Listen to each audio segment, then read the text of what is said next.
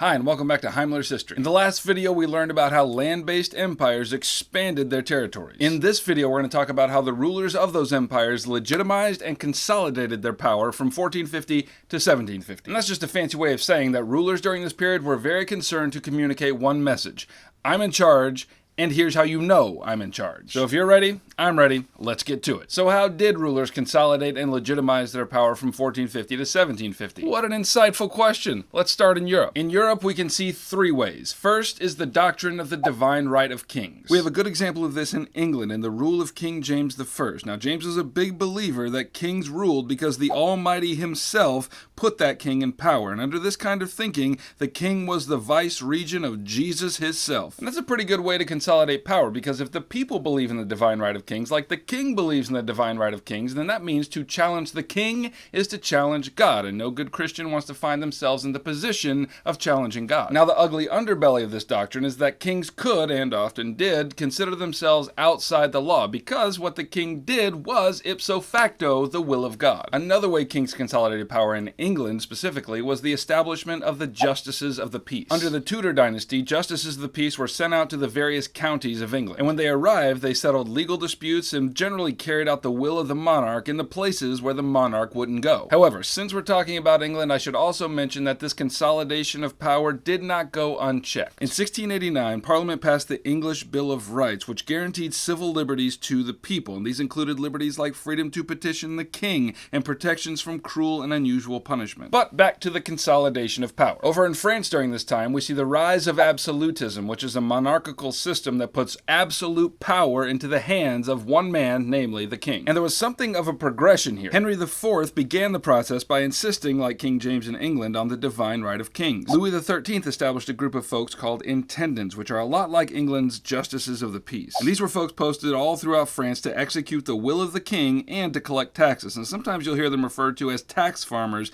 because of this latter responsibility. And then the absolutist flame was cranked to its hottest in the rule of Louis XIV, who consolidated so much power that he was a virtual dictator. He combined both the legislative and the judicial systems in his own person. Not only that, but in order to seal his power, he built the magnificent palace at Versailles. Or if you're from Georgia like I am, Versailles. Once this palace was complete, Louis decreed that the French nobles must take up residence there and made it very difficult for them to oppose him. Okay, enough about Europe. Let's see how the Ottomans consolidated and legitimized their power. To control their empire, the Ottoman sultans used a system called devshirme. Basically, this is a system in which the Ottoman sultans took enslaved people from the tribute states of their empire. And once they had these people, they made them serve in the military or turned them into administrators of the empire. Now, since Islam teaches that a Muslim couldn't enslave a fellow Muslim, they took these slaves from the Southern European and Balkan Christian population, and they were, in large part, young boys anywhere from 8 to 20 years old. Now, to be fair, these boys received an exquisite education in philosophy and politics and the arts, and this made them capable of being wise and just administrators in the name of the Sultan. And there's a group of these folks that I want to mention by name, the Janissaries. These enslaved boys were trained to be an elite squad in the Ottoman army, kind of like the Rangers in the United States Army. And after all this training and education,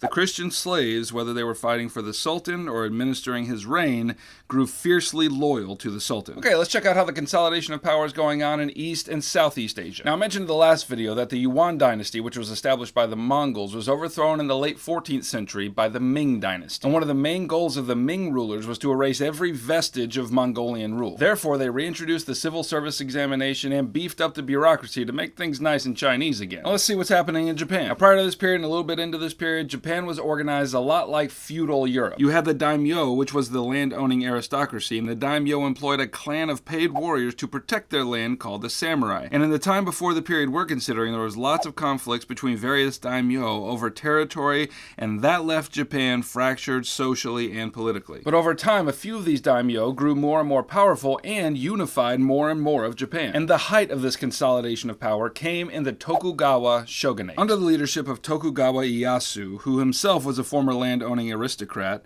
the government was reorganized so as to remove power from the daimyo and transfer it to the hands of the shogun. And Tokugawa Ieyasu apparently took a page out of the Louis XIV playbook and required the daimyo to have a double residence, one on their land and the second in the capital city of Tokyo, so the shogun could keep an eye on them. Now, over in India, much of the same thing is going on. Akbar, who was arguably the greatest ruler of the Mughal Empire, worked hard to extend his kingdom. And as he did, he established a very efficient system for managing it. And much like other empires did during this time, Akbar created a group of people who went out into all the places of his territory and collected taxes and carried out his will. And in India, these folks were called zamindars. So far, we've talked a lot about how rulers consolidate their power, how they communicate, I'm in charge. But now let's look at some examples of how they legitimize their power, which is to say, I'm in charge, and here's how you know I'm in charge. And the three main ways that rulers legitimized their power was through religion, art, and architecture. In Africa, the Songhai ruler Askia the Great claimed Islam as the official religion of his empire, and doing so created a sense of cultural continuity throughout the empire.